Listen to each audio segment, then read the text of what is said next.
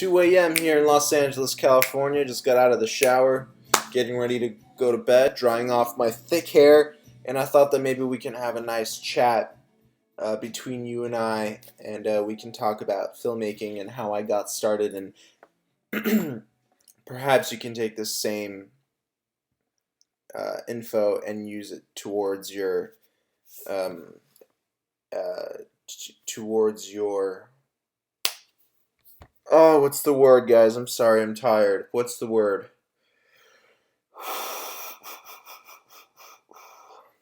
Just use it. Use it to your advantage. That's the word I was using. Wanted to use. Word. Good.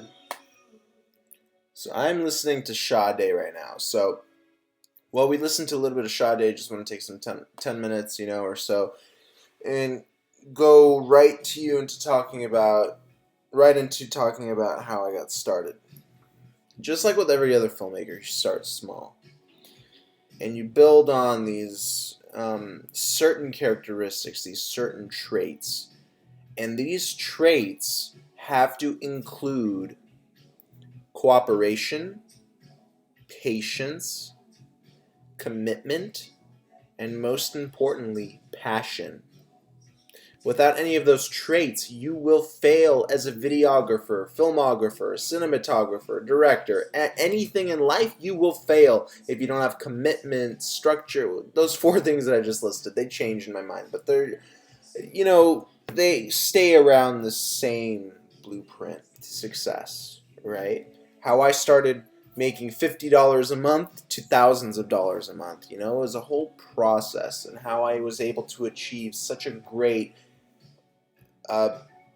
list of clients. I have the top influencers in my clients list, the top.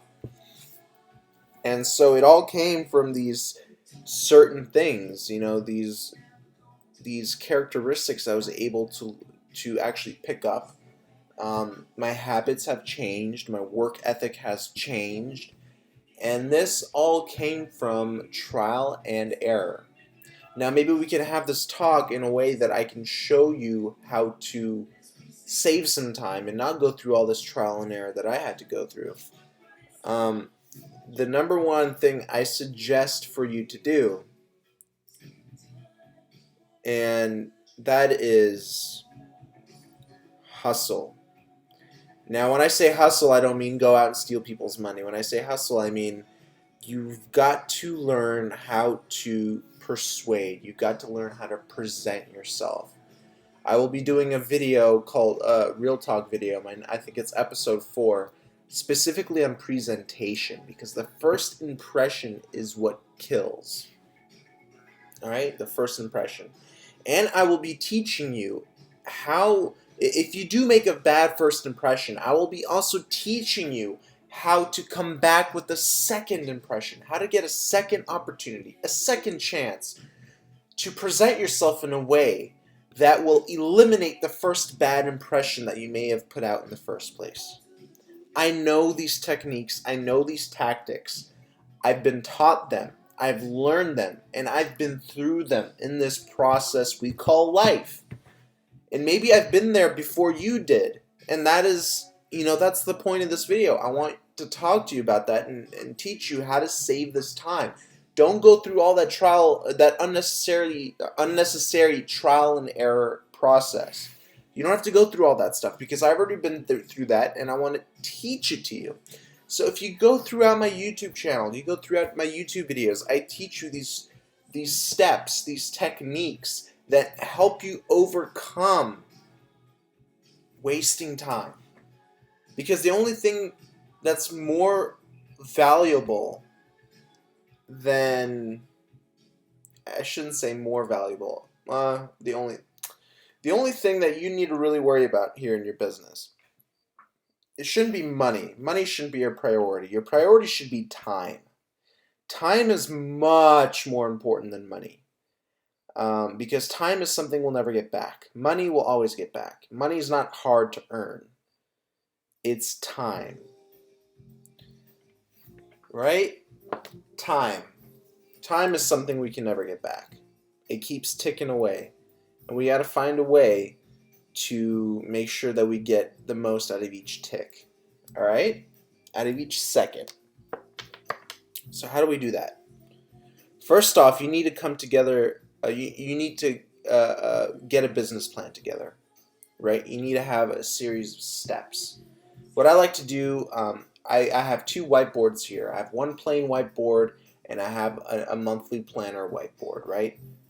Why is it a whiteboard? Well, it just gives me the opportunity. It gives me that option to change, dates, times, plans. And these whiteboards, the big whiteboard I have up here is my idea list for videos and who I need to reach out to, what new clients I want to be prospecting. So I have all my ideas up on this whiteboard here, at least most of them.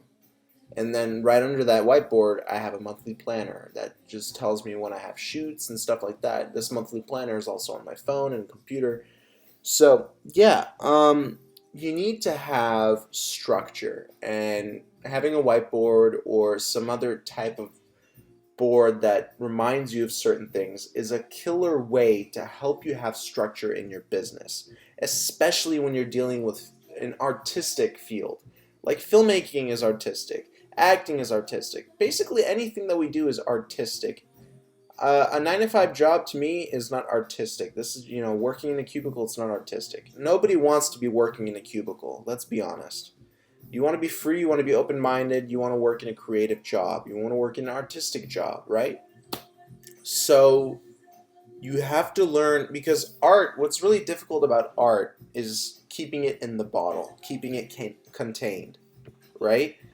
And I feel like having structure keeps that contained, and that way your brain or mind is not going everywhere. You really don't want that. What's up, Junito Films from New York? What's up, man? West Side over here, LA, dude. Woo! So remember that you gotta have structure. It's 2 a.m., so no one from LA is watching. I only got 3 people watching, but that's all good. I just wanted to get on and talk to you guys for a bit.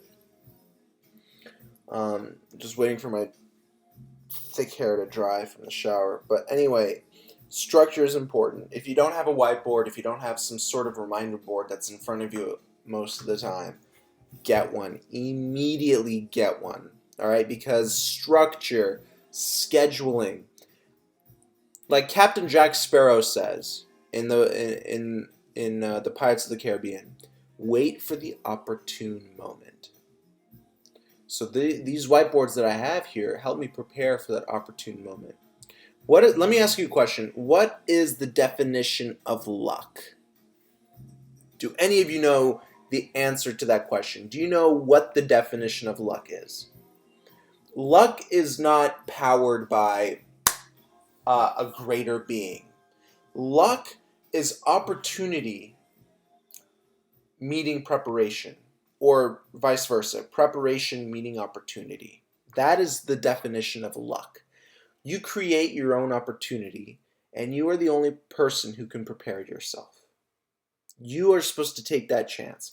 Preparation intersecting with opportunity creates that, what we call luck, right? So that's what I learned. You can't give someone else credit for what you're doing. And that's what luck is. Luck is an ambiguous term that people relate to, an outside energetic force. I don't really believe in that. I believe that luck comes from you. You prepare for an opportune moment and you take it, and boom, you get the job. You get your dream job that you've always wanted. It's that simple. I'm listening to Sade right now, and it's helping me calm down because I got a really hectic day ahead of me tomorrow. I'm taking a persuasion class, and we have a test tomorrow. I really wanted to learn persuasion, the art of persuasion, the history of persuasion, and just like the psychology behind it, because I think that every powerful person has to know how to persuade. So I'm taking a class on persuasion. So it's a hard class, but taking a test for it tomorrow, and then I got to shoot with Rob Riches, and then I have to edit a Rebecca Black video, and then I have to prepare for a Halloween party on Saturday. So it is just, and I have to go to the gym. So it's just a crazy, crazy day for me tomorrow, and just a ton of stuff, you guys. So that is why I keep structure in my business, because it's chaotic. 24/7 chaos. These whiteboards, the schedules that I have, they keep me in check. They keep me from panicking. Luckily, I am very good on time. I always fear for the worst, and I give myself at least an hour head start on things. So that's a skill that I wish for all of you to attain, and that is to have proper scheduling and proper, that proper flow. Darren Ray, hi from Australia. Dude, I go to Australia every year. I have family over there. Where are you in Australia? I go to Melbourne usually.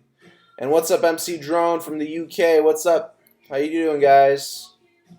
2 a.m., 2:10 a.m. here in Los Angeles. Just having a protein shake, getting ready for bed. But yeah, so to like wrap up this whole topic, right?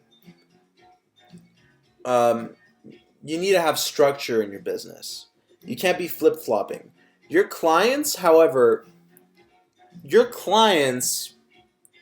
one of my first clients, it's really funny, was very, very difficult because she kept flip-flopping. This was years ago. She kept flip-flopping ideas. There was no structure. And at the time, I was just starting out, I had a big client. I didn't really know how to control the situation and how to say, okay, let's do this, let's do that, let's do this, let's do that. I didn't have structure. So her chaos turned into my chaos. And so we were both in a chaotic world. And guess what that resulted in? It resulted into like a massive storm. So it just didn't work out. But now that I have structure and now that I have a plan of attack for everything that I do, I'm much more at ease. Even though I have a very, very hectic and busy schedule, I am able to plan everything out. That way it's fitting into my schedule like a puzzle, like two gears running, right? So that's just something you have to learn. And that's probably one of the best pieces of advice I can give you. You have to have structure. Everything, every business, every successful business has structure. There's a marketing plan. There is, customer acquisition plan. Like there's so many things. All right, so let me take 5 minutes and do some Q&A here. All right. So go ahead. I'll give you guys 30 seconds to ask some questions. Let them load up in the comment section. And let's see what happens. Junito Films, I hope I'm pronouncing that right. What's the best camera setting to get good slow motion at post-production? And what setting I have to use at post-production? Good slow motion, like what I use for the Rob Riches videos that I produce. I use 60 frames a second, but older cameras don't have that setting. 60 frames a second is good, and make sure that your editing software is also set to 60 frames a second. 30 frames a second, because you'll be slowing it down.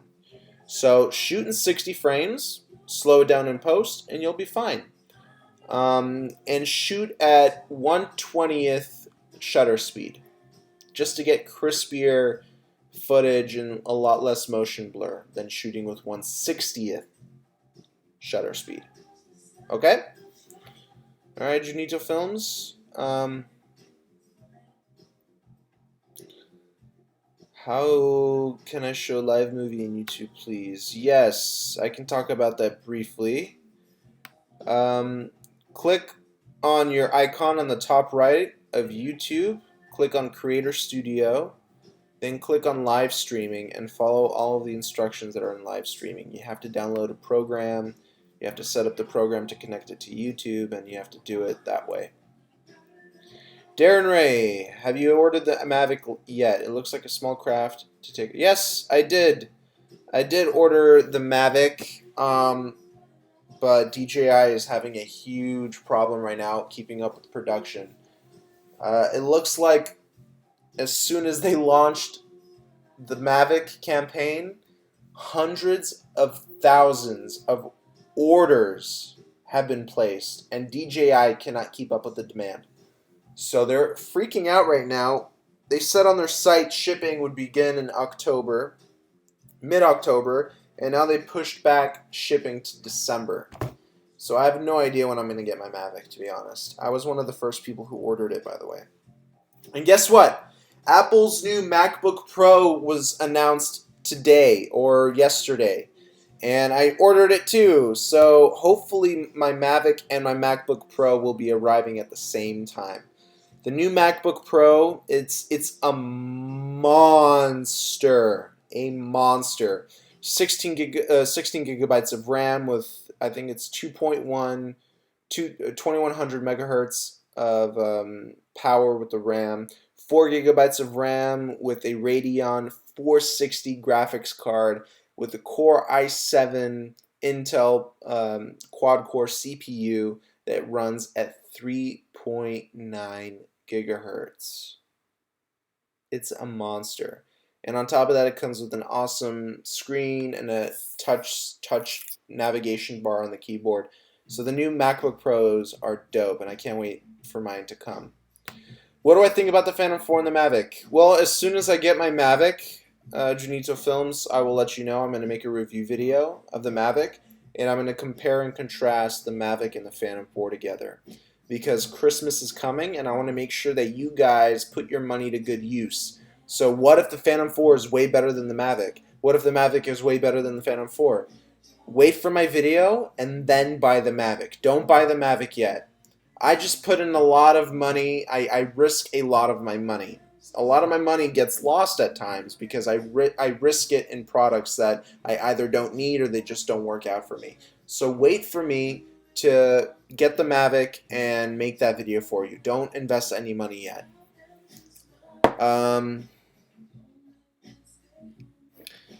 Okay, Junito Films, wait until I get my Mavic, and then you'll make a decision, because I'll make a very, very in-depth, very good in-depth review of both drones. I did an in-depth review of the Phantom 4 and the Typhoon H, and what was funny is that people thought I was biased towards the Phantom 4, but I wasn't. I gave an honest review. I went off of specs, and people who disliked that video were Typhoon H owners. So it was just a whole big ordeal. Wow, good question, MC Drone. Where do you see yourself in 10 years? In 10 years, I see myself traveling and holding conferences for up-and-coming filmmakers, because in an ideal world for me, I want to be teaching, but not in an institution or a school. I want to be traveling the world, public speaking, and motivating people who are stuck, in their business or stuck in the filmmaking world. And I want to teach them how to overcome that and how to grab their reins and just attack, So that's why I see myself in 10 years. My brother's already doing that with business organization, business strategies. So my brother's doing that already. He's 9 years older than I am. So I can see myself doing that in 10 years. So that's my goal. Right now I'm just building up my audience, building up my empire, so to speak. And in 10 years, that's where I would love to be.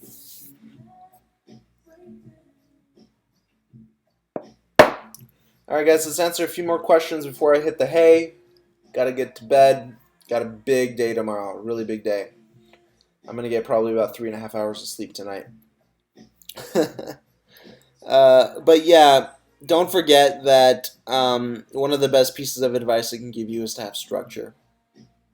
Okay. Um, Again, if you're just tuning in, I strongly suggest you get a whiteboard because this is your idea board. You just boom, write all this stuff on here. My whiteboard, it's a good sized whiteboard and it's completely filled with different ideas. Like I don't have any more space.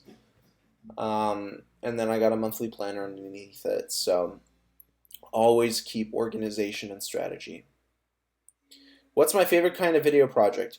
Right now, music videos. Music videos and workout videos are my all-time favorite. Um, Let me get real with you guys, all right? Let me turn off my music for a second. I'm not great working in a team. And this is a fault of mine. This is my negative attribute. I am not good at working in a team. I don't. I was working on a web series in 2013. That was when I did the web series.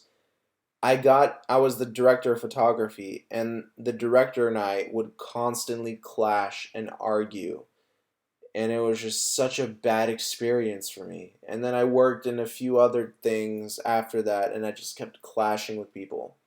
So after so much clashing, I got to work on this music video last month. Was it last in September? Yeah, last month. Where I tried to be humble as possible. And I was. And there were still a few times where I felt irritated. So I'm still not used to working in a team. And I'm trying to change that about myself. I try to be a team player. And I think that last shoot I did a pretty good job. The trick is to be the humble man, right? You got to be humble. Um, I'm still working on that. That's a negative trait about myself, but I'm working on it. And I think it has to come from ego. I can be quite egotistical at times, egocentric, but I'm working on it. I got a lot better from years ago when I did work on a professional music video and I really didn't behave nicely at all. I really was pretty rotten at some shoots, and that all had to do with ego. And now I'm able to control that side of me, and now I'm a lot calmer, a lot more humble, and I feel like that's way better than to be the egocentric guy. So remember, be humble. Um, and just me in general, right now with my line of work, I don't require a team, but I know in the future I will definitely need one. So I'll be ready by being a humble person. Um, Thank you very much, MC Drone. That's an awesome comment. I appreciate that, man. Um, Darren, don't wait. Buy it immediately. I would show you my whiteboard right now, but there's some stuff that I can't show you that's on it. Some client names and stuff like that, and projects coming up. But once it clears up, or once I have other safe content that I can show you, then I will show you what I put up on my whiteboard. But I have two: a monthly planner and just a blank whiteboard. So buy it immediately. Don't wait. Are handheld stabilizers good, and how do you cope with the Z-axis movement while in walking shots? Haven't got a handheld stabilizer yet using Optico. No. Okay, so Ravendron. I hope I'm pronouncing that properly. Um, Apparently, I don't think you checked out my YouTube channel. I answer all of these questions. When you're talking about the Z-axis, are you talking about the Z-axis for the Osmo? Because people aren't too happy with it, and I'm actually selling my Osmo. I just don't use it. And Optica is one of the worst companies for stabilizers, unfortunately. My first stabilizer was an Optica SteadyVid Pro, and it fell apart, and I was lucky to even sell that thing. I think I sold it for like $70. Um, I sold it within like 3 months of buying it. It was a pretty bad decision. But now I use Lang stabilizers, Wieldy stabilizers. Um, Glide cams are also very good, and yeah, just Optica just didn't do it for me. Very cheap brand, and I wasn't too happy. So yeah, and I'm also going to do a review video on my MacBook Pro, the new MacBook Pro that was just released yesterday. So that's supposed to come in about 2 weeks, and I'll let you know how that goes and how it copes with drone footage, DJI footage. I will be putting Final Cut, Premiere Pro, Photoshop, all those programs on there as well. So yeah, stay tuned for that, and I'll also be bringing to you the DJI Mavic unboxing video, tutorial video, and review video, and a comparison video uh, between the Mavic and the Phantom 4. So stay tuned for that. Don't buy the Mavic until you watch my review video or comparison video. Christmas is coming up. Hopefully I get my Mavic before December, and I'll be able to make that video for you guys so that way you can make the right decision before you buy. Okay? And with that said, I'm going to go to sleep. I've got a really long day tomorrow, and I will talk to you guys soon. Again, email me with questions, comment below with questions. That's actually even better. And I will talk to you soon. Sweet dreams from Los Angeles, California. Bye, guys. Peace.